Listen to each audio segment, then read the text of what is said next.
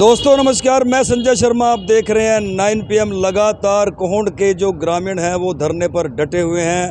आठवां दिन और पब्लिक की तादाद आप देख सकते हैं। डेली जो है कारवां बढ़ता चला जा रहा है। अब केवल कोहंड की बात नहीं रही है, पूरी विधानसभा, पूरी घरोंडा विधानसभा की नज़र अब इस कोहंड गांव पर आकर के टिक गई है। आर पार की लड़ाई का पहले दिन ही ऐलान कर दिया था, अनिश्चितकालीन धरना पहले दिन ही घोषित कर दिया था।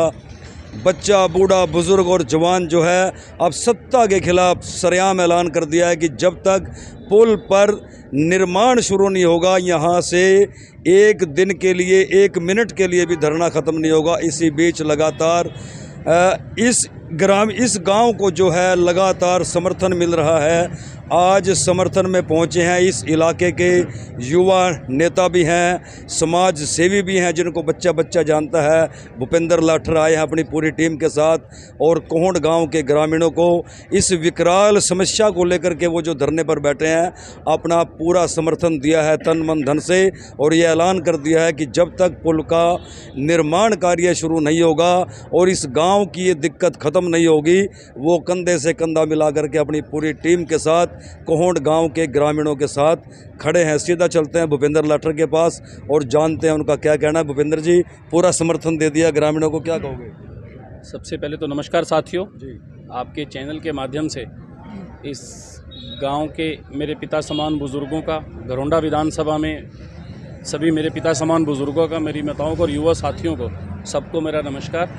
और आपका मैं विशेष तौर पे धन्यवाद करता हूं कि आपने इसको हर जन तक इस समस्या को, ये अकेले कोहंड गांव की समस्या नहीं है, इस समस्या को आपने जो पूरे क्षेत्र में उठाया है, क्योंकि फ्लाईओवर बेशक कोहंड गांव के बीच से गुजर रहा है, लेकिन इससे जो कनेक्टिविटी आसपास के गांवों की भी है वो भी बहुत डिस्टर्ब हो रहे हैं। मेरी एक विनम्र प्रार्थना है प्रशासनिक अधिकारियों से भी और सत्ता में बैठे लोगों से भी कि इस समस्या को गंभीरता से लेते हुए इसका तुरंत निदान करें, क्योंकि ये समस्या अकेले गाँव की ना हो के आसपास के गाँवों की भी है। जो हमारी युवा पीढ़ी, जो बच्चे हैं, आज एग्ज़ाम्स के दिन हैं, इस गांव में 2 तो सरकारी स्कूल हैं, एक प्राइमरी एक सेकेंडरी है, 4 प्राइवेट स्कूल्स भी हैं, तो लगभग आसपास गांवों के मिला के लगभग 3000 बच्चे डेली शिक्षा के लिए आते हैं। उनको रेलवे ट्रैक पार करना पड़ता है, और उस रेलवे ट्रैक में आप देखिए कि 3.5 और 4 साल का एक एवरेज बच्चा स्कूल जाना शुरू कर जाता है और +2 तक का बच्चा स्कूल जाता है। अब बच्चों की जब छुट्टी होती है, छुट्टी का समय एक होता है, किसी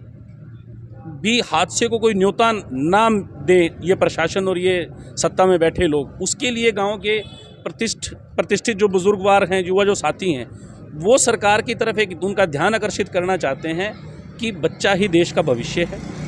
बच्चों के प्रति, इस गांव के आवागमन के प्रति, और जहां यहाँ पे आसपास दुकानें हैं उन व्यापारियों के प्रति वो एक सोच बना करके इस समस्या का निदान करें। ये पिछले 3.5 साल से काम चल रहा है और पिछले 2 साल से तो बिल्कुल डेड स्टॉप है। इस समस्या का निदान करें, इस गांव की समस्या का हल करें। इन लोगों ने ही आपको चुन करके भेजा है। हर जन का राष्ट्र निर्माण में हक है, राष्ट्र निर्माण में हाथ है, तो आम जन की समस्या को समझते हुए इसको गंभीरता से लें और इसका तुरंत निदान करें। उसके लिए आज हम इन बुजुर्गों के साथ कंधा से कंधा मिला करके चलने के लिए हमारा पूरा संगठन तैयार है, और हम शीश झुका के इनको ये विश्वास दिलाते हैं कि हम इनकी हर समस्या में इनके साथ खड़े होंगे, और प्रशासन को भी ये गुहार लगाते, विनम्र प्रार्थना करते हैं किसी भी तरह इस समस्या का हल निकालें। सुना आपने, बिल्कुल कंधे से कंधा मिला करके तैयार हैं, और इस गांव के लिए ही नहीं, घरोंडा विधानसभा में जहां भी कहीं अन्याय होगा वहां भूपेंद्र सिंह अपनी टीम के साथ लगातार पहुंचते हैं और पहुंचते भी रहेंगे। इस बीच जो गांव में विधायक जी आए थे, उनके आने के बाद उन्होंने जो अपने ही कार्यकर्ताओं के बीच में अपना पक्ष रखा, उससे इस धरने पर बैठा एक भी व्यक्ति सहमत नहीं है। विधायक जी आखिरकार इस धरने पर आकर के इन जो धरना कर रहे हैं इनको संतुष्ट क्यों नहीं पा रहे? कहाँ प्रशासन है? क्यों नहीं इनके बीच में आ रहे? लगातार जो है ये ग्रामीण आवाज़ उठा रहे हैं कि यदि विधायक जी गांव को संतुष्ट करना ही चाहते हैं तो वो धरने पर क्यों नहीं पहुंचे? क्यों आज तक कोई प्रशासनिक अधिकारी इस धरने पर नहीं पहुंचा? अपने आप में बड़ा सवाल है। धरने के 8 दिन हो चुके हैं, इस बीच कांग्रेस के राष्ट्रीय सचिव वीरेंद्र सिंह राठौर भी समर्थन दे चुके हैं, नरेंद्र सांगवान भी समर्थन दे चुके हैं, अनिल राणा भी समर्थन दे चुके हैं, जयपाल शर्मा भी समर्थन दे चुके हैं। तमाम विपक्षी दल और जो घरोंडा इलाके के मोजीज व्यक्ति हैं वो लगातार इस धरने पर समर्थन देने आ रहे हैं। कल किसान नेता भी आए थे। अब डिमांड क्या है जी, ये धरना ख़त्म कैसे हो, क्या दिक्कत कहाँ आ रही है? दिक्कत यही है, डिमांड तो वही है जो डिमांड हम पहले दिन लेके बैठे थे। पहली समस्या जो है वो बच्चों को लेकर के है। विधायक जी अपने कार्यकर्ताओं के साथ मीटिंग करके गए, सुनने वाले लोगों को भी अपने साथ ही लेके आए दूसरे गांव से। हमारी मांग वही है। देखिए, वो विधायक जी अपने कार्यकर्ताओं को भी जो कुछ बता के गए उसमें वो ये चीज़ नहीं बता के गए जिस वजह से हम धरने पर बैठे थे। जो बच्चों की वीडियो वायरल हुई थी कि वो ट्रेन के नीचे आने से बचे थे, उन्होंने बच्चों का कोई रास्ता नहीं निकाला।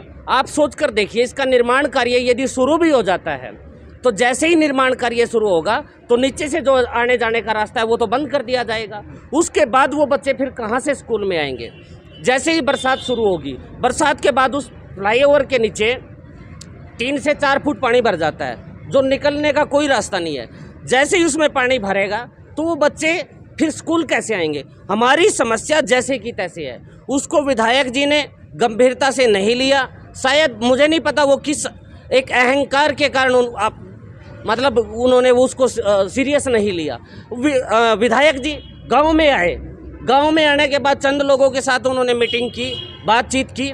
ये तो बड़े दुर्भाग्य की बात है कि हमारे नेताओं को इतनी भी समझ नहीं है कि एक धरने को कैसे ख़त्म किया जाता है।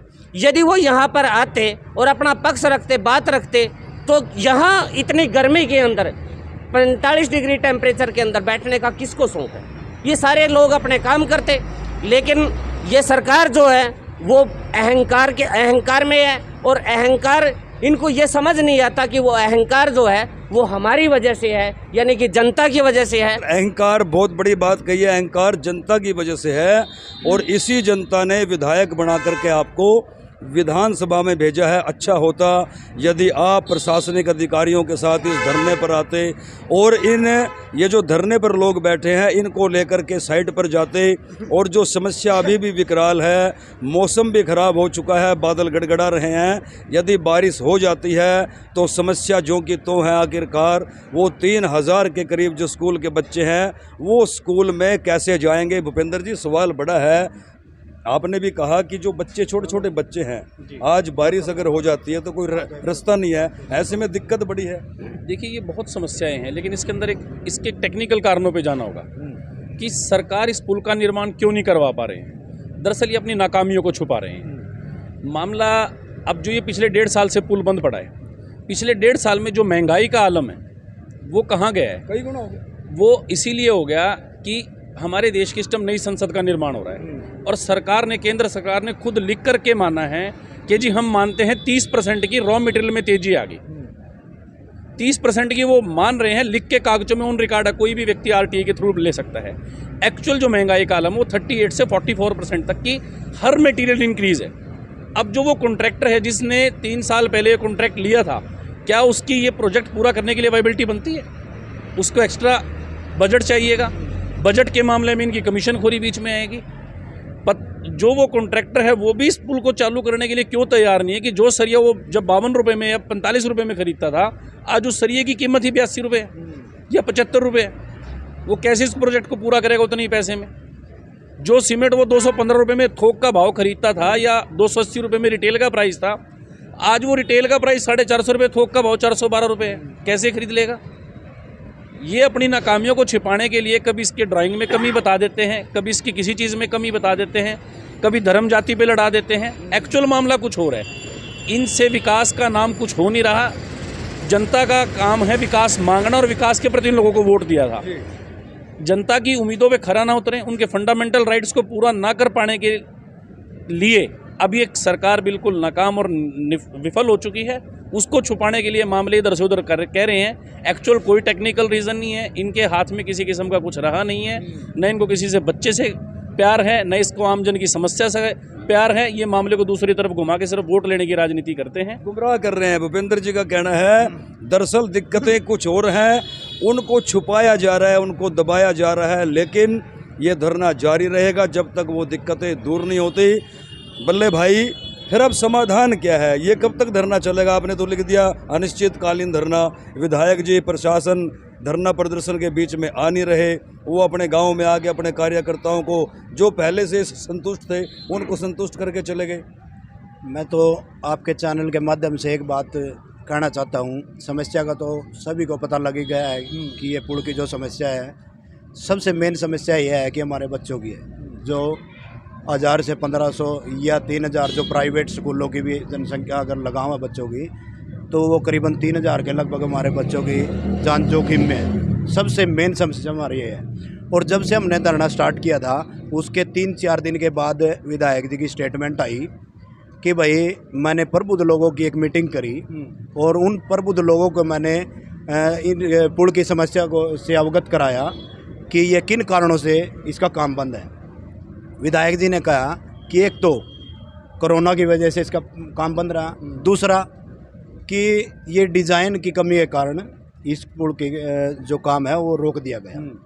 क्या विधायक जी को पहले नहीं पता था कि 80% पुल का कार्य होने के बाद इनको ये पता लगा कि डिज़ाइन में कमी है? और गंजबड़ रोड भी है वहाँ पे। कौन इंजीनियर था? या खुद इंजीनियर थे विधायक जी? चलो, ये स्टेटमेंट विधायक जी की आई थी। उसके अगले दिन उन्हीं प्रबुद्ध लोगों से और 20-30-50 लोग बाहर से इकट्ठे करके अपने साथ ले गए और प्रजापति समाज की एक चौपाल है, उसमें उन्होंने मीटिंग करी और वहाँ लड्डू बंटवाए। वहाँ उनको उन्हीं प्रबुद्ध लोगों को जो उसके चारों तरफ रहते हैं हमेशा 24 घंटे, उन्हीं को संतुष्ट किया। वो तो पहले ही संतुष्ट थे। जो ये बेवकूफ़ लोग बैठे हैं यहाँ, इनको भी पूछ लेता है गए, इन बेवकूफ़ों को भी संतुष्ट कर देते विधायक जी। बड़ा सवाल है भूपेंद्र भाई, क्या ये गांजबड़ का रास्ता पहले यही नहीं था? ये विधायक जी भी यहीं के रहने वाले हैं, इसी कोंड में घूमते हैं। बात आ गई कि अधिकारियों से डिजाइन में गलती होगी, मतलब उस वक्त वो उन अधिकारियों को ये गांजबड़ का रास्ता नहीं दिखता था। 80% काम पूरा होने के बाद क्या ये बात हजम होती है कि डिजाइन गलत हो गया? क्या कहोगे? एक्चुअल क्या है, सरकार का दिवालिया पिट चुका है। सरकार के पास विकास कार्यों पे खर्च करने के लिए पैसा ही नहीं है। रास्ता तो ये पहले भी रिकॉर्ड का रास्ता है, ना तो कोहंड गांव की बसासत आज हुई है, ना गांजबड़ गांव की बसासत आज हुई है, सब कुछ ऑन रिकॉर्ड है। अधिकारी भी क्या करेंगे? अधिकारियों ने ड्राइंग बना दी, ड्राइंग चल रही है। जब उनको फंड्स ही नहीं मिलेंगे, फंड्स मिलेंगे तो विकास होगा। सरकार का दिवालिया पिट चुका है। लगातार देश और प्रदेश अर्थव्यवस्था के गर्त में जाता जा रहा है। ये हम लोगों को सिर्फ एक लड़ा रहे हैं या आपस में वोट बांटने के लिए, वोट लेने के लिए इस किस्म के ढकोसले करते हैं। विकास का इनका कोई लेना देना नहीं है। ड्राइंग में और उसकी कमी मैंने आपको बताया है कि ये सिर्फ महंगाई का मामला है जो इनसे कंट्रोल नहीं हो रहा। सरकार के पास खर्च करने के लिए पैसा नहीं है। टैक्स लेते हैं, उसको अपनी कमीशन खोरी में भ्रष्टाचार में मिटा देते हैं। विकास से इनका कोई मतलब नहीं है, आम जन की समस्या से कोई मतलब नहीं। भटकाया जा रहा है जनता को, अपने वोट का चक्कर है। शेयर करते रहिए, और भी ग्रामीणों से बात करेंगे। साहब क्या कहोगे?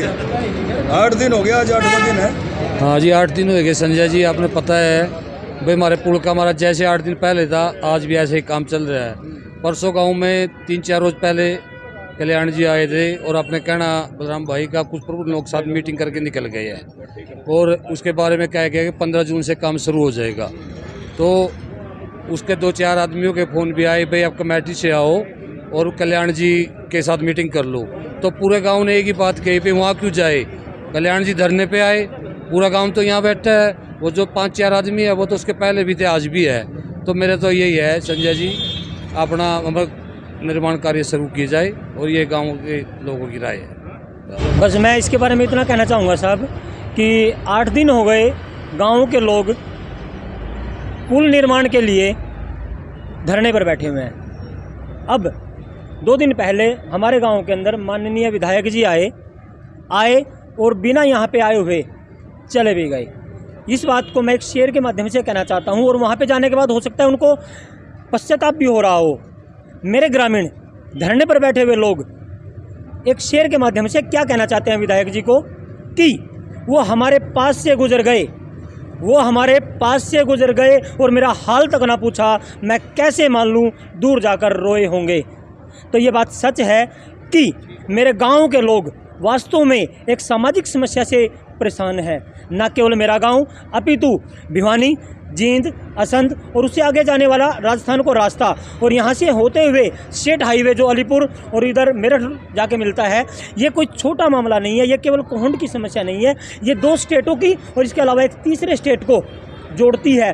3 स्टेट इस हाईवे के साथ जुड़ते हैं, और यदि एक स्टेट हाईवे के साथ इस तरह के पुल निर्माण की समस्या आती है तो ये वास्तव में कोहंड के लिए, कोहंड के ग्रामीण लोगों के लिए और धरने पर बैठे लोगों के लिए चिंता का विषय है, और ये चिंता का विषय हो जाना चाहिए था। ये मेरे गांव के लोगों का सब्र है कि पिछले 1.5 साल से 2 साल से वो अपनी इस बात को प्रशासन के सामने, शासन के सामने केवल इस इंतज़ार में नहीं उठा रहे थे कि शायद शासन प्रशासन अपनी इच्छा से इसके ऊपर कार्य करे। इस बारे में जो 3 दिन पहले विधायक जी गांव में आए और उन्होंने गांव के कुछ प्रबुद्ध लोगों को अपने पास बुलाया। इस बारे में जसपाल भट्टी जी का एक गाना है, क्या कि जो तुमको हो पसंद वही बात कहेंगे, दिन को अगर रात कहो तो रात कहेंगे। निसंदेह प्रबुद्ध लोग और माननीय विधायक जी केवल इसी गाने के माध्यम से एक दूसरे के साथ बंधे हुए हैं। उन्होंने उसके ओपोजिट कोई बात कहनी ही नहीं है।